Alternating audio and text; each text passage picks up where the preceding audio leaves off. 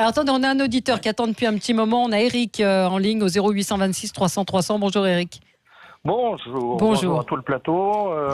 Votre débat est très intéressant. J'entends des choses qui me font réagir de mon côté. Et on va essayer de faire bref. Vie privée degré zéro, peut-être. Moi, je veux bien qu'on protège la vie privée des candidats. Vous disiez, une fois qu'ils sont élus, leur vie privée ne leur appartient plus. Ils ont une intimité, ils n'ont plus de vie privée. Why not? Mais du moment qu'ils sont candidats, pour moi, ça commence dès ce moment-là. Je prends le cas Strauss-Kahn. Tête des sondages pendant 6 mois, vraiment un économiste génial, le petit électeur de province que je suis, moi, ouais, c'est vrai, ce mec, il a été partout et tout. Catastrophe, on le montre à la télé, les bonnes notes à la main. Ouais, tout le monde savait que c'était un queutard. Non, je suis désolé. Moi, petit électeur du Tarn, je ne savais pas. Je ne savais pas que M. Strauss-Kahn se livrait à des partis fines. Bon, je l'ai appris ce jour-là. Alors oui, certes, il y a des milieux autorisés à penser, comme disait Coluche, qui sont informés des choses, qui décident de les divulguer ou pas. Et nous, petits électeurs, on nous raconte une histoire d'un homme brillant, et puis, le mythe tombe. Bon, allez, c'est ballot. Du moment que tout le monde savait, moi, je suis désolé, c'est une information qui m'eût été intéressant de savoir au moment des faits. Qu'est-ce que serait-il passé s'il avait été élu?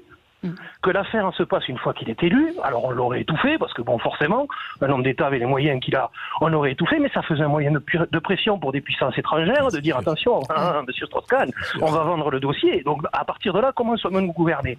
Donc c'est un problème. La fille de Mitterrand, même chose. Tout le monde savait. Oui, mais non, moi c'est toujours pareil. Dans mon petit coin, bon, alors c'est vrai, je suis électeur d'une commune de 9000 habitants, mes intentions politiques comptent pas, on veut même ne pas en tenir compte pour les résultats, donc c'est vrai. Mais bon, il y a une différence. Oui, c'est voilà, vous avez compris. Oui. Donc bon, il fait un sans faute, ce garçon. Oui, c'est vrai, il est brillantissime. J'ai découvert qu'il avait été aussi sur une campagne à Avignon très fort. Donc bon, très bien. Donc moi, ce qui me gêne, c'est ça. Donc vous dites pourquoi les médias mainstream ont le droit de savoir des infos mais ne pas les divulguer? On me dit la cassette Griveaux, Mediapart avait été informé et a refusé de la diffuser. Très bien. Alors vraiment, Monsieur Plenel, un exemple. Oui, mais alors qu'est-ce qu'il a fait de l'information? Non, c'est pas un exemple. Non, mais qu'est-ce qu'il a fait de l'information? Il sait qu'il existe une cassette où on voit les parties de M. Griveaux. Qu'est-ce qu'il me dit qu'il ne va pas les utiliser pour obtenir des informations en disant si vous me donniez le salaire du président de la FNSEA, ça me permettrait de faire un petit papier et par contre je me tais sur votre affaire. Mais vous avez raison. C'est plein de bon sens ce que vous dites. Attendez, je te tiens, tu me tiens par la barbiche. Mais il faut qu'on sache tout ça. Non, c'est pas ça. Moi, ce que je dis, la sexualité des politiques, aucun intérêt. Vous avez cité Delanoë, c'est tout à fait vrai. Moi, l'homosexualité de Delanoë, mais je m'en moque. L'homosexualité, supposée ou non, d'un homme politique, je m'en moque. Par contre, si elle est un problème pour lui, elle le devient pour moi.